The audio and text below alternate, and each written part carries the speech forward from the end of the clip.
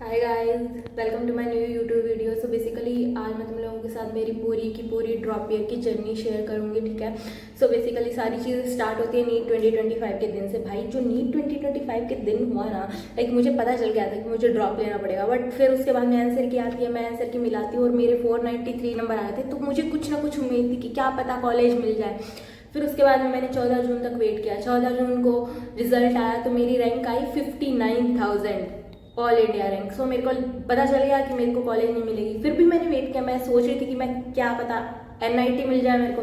Like मेरा JEE mains clear था तो मेरे उसके अंदर 96.6 परसेंटाइल आए थे। तो फिर मैं जस्ट सोच ही रही थी। बट फिर मैंने कहा भाई करनी तो एमबीबीएस ही है। फिर उसके बाद में 26 तारीख को मैं सिक्कर आई।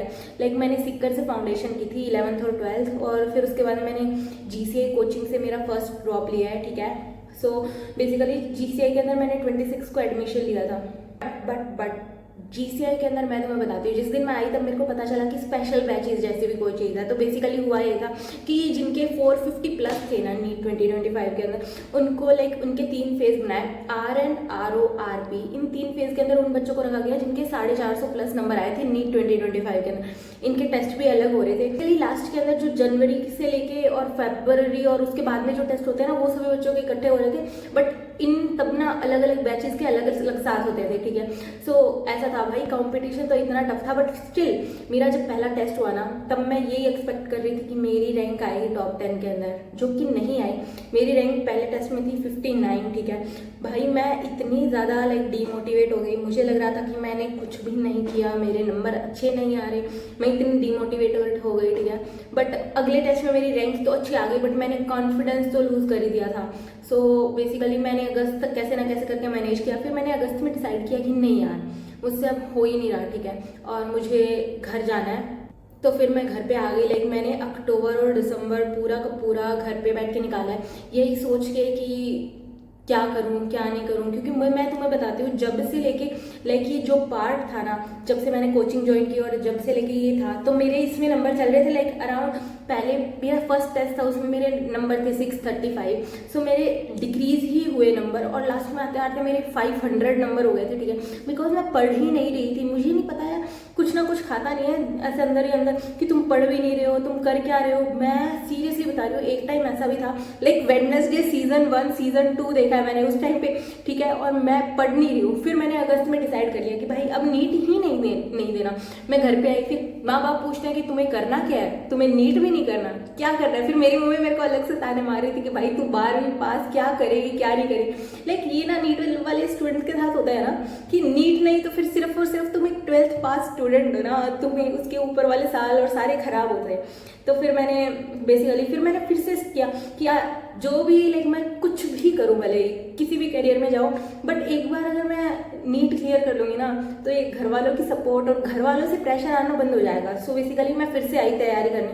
बट भाई तुम्हें पता है, तुम ऐसे समझो, कोचिंग मेरे पहले बैक पेन था, तो मैं पहले भी कोचिंग नहीं गई और उसके बाद में आने के बाद में भी मेरे से कोचिंग नहीं जाया जा रहा था। लाइक मेरी कोचिंग एकदम बर्बाद थी, ठीक है। बट मैंने 11th और 12th फाउंडेशन से की, तो मैंने वही मेरे नोट्स यूज़ किए थे, वहीं से मैंने सारे लाइक जो मेरी प्रिपरेशन थी मैंने उसी को रिवाइज किया। सो मैं आई ना, तो मेरे स्टार्टिंग में नंबर इतने 520 से स्टार्ट हुए थे। बेसिकली मैंने 560 टू 570 तक मैनेज कर लिया था। फिर उसके बाद में लाइक जनवरी तक कोचिंग थी। जनवरी के बाद में लाइक टेस्ट स्टार्ट होता है, ठीक है। टेस्ट के अंदर यार मेरे नंबर ना इतने ही चल रहे थे लाइक 550, और मेरी कोचिंग के अंदर रैंक चल रही थी लाइक 1000 से 2000 या फिर कभी कभी 3000 तक मेरी ऐसी रैंक चल रही थी। मुझे बिल्कुल भी यकीन नहीं था कि मैं नीट क्लियर कर सकती हूँ। लाइक मुझे बहुत ही ज़्यादा सेल्फ डाउट था कि अब क्या पता नहीं हुआ तो बेसिकली मेरे पास अलग भी एक ऑप्शन रखा था मैंने कि मैं नर्सिंग कर लूँगी अगर मुझसे नीट का पेपर क्लियर नहीं हुआ तो। मेरी यही था कि मेरे को मैं एम्स नर्सिंग कर लूँगी। तो मैंने फॉर्म भी भरा था, बट मतलब फॉर्चुनेटली भाई मैं क्लियर कर दिया मैंने नीट, ठीक है। उसके बाद में लाइक जनवरी के अंदर ये सब स्टार्ट हुआ। फिर उसके बाद में हमारे जो normal DTS goats 2 test series होती है बेसिकली गुरु कृपा कोचिंग के अंदर, गोट्स 360 मार्क्स की होती है। तो मेरे उसके अंदर 250 से लेके लाइक इतने 311 तक इतने नंबर चल रहे थे, ठीक है। और फिर उसके बाद में 720 वाली सीरीज के अंदर मेरे लाइक हाईएस्ट स्कोर मेरे तुम मान लो 616 के आसपास थे, और मेरे ऐसे स्कोर चल रहे थे। और बेसिकली मेरे लास्ट के अंदर ना 550 इतने ही नंबर चल रहे थे। और फिर उसके बाद में अपना नीट 2026 होता है, नीट 2026 के अंदर मेरे 651 नंबर आए, ठीक है।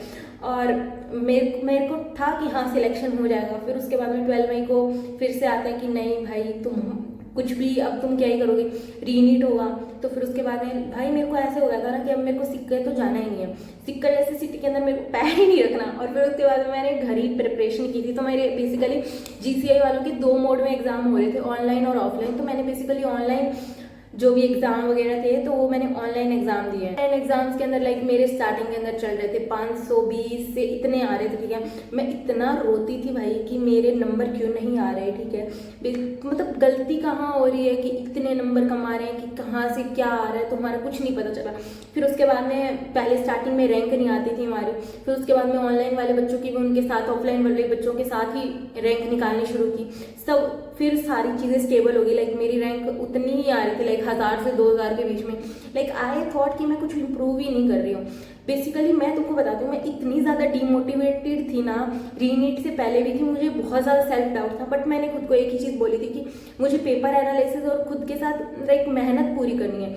सो मैंने यही किया, मैं पेपर एनालिसिस करती गई, भले ही नंबर कम थे या ज़्यादा थे। बट मैं तुमको बताती हूँ, लास्ट के 4-5 जो टेस्ट थे उनके अंदर लाइक मैंने इतना इम्प्रूव किया कि मेरी लाइक नंबर है ना मेरे, लाइक लास्ट के टेस्ट था जो नीट से एक दिन पहले था, उसके अंदर मेरे 661 नंबर थे और मेरी रैंक 36 थी, ठीक है। और मेरी लास्ट के अंदर लाइक अबव 200 रैंक ही आ रही थी। ये लास्ट में जो मेरी रैंक इंप्रूव हुई ना, इससे मुझे लाइक यही फ़ायदा था कि मेरा ना कॉन्फिडेंस बहुत ज़्यादा बिल्डअप हो गया था, कि मुझे लाइक कॉन्फिडेंस आ गया था कि हाँ शायद हो जाएगा क्लियर, ठीक है।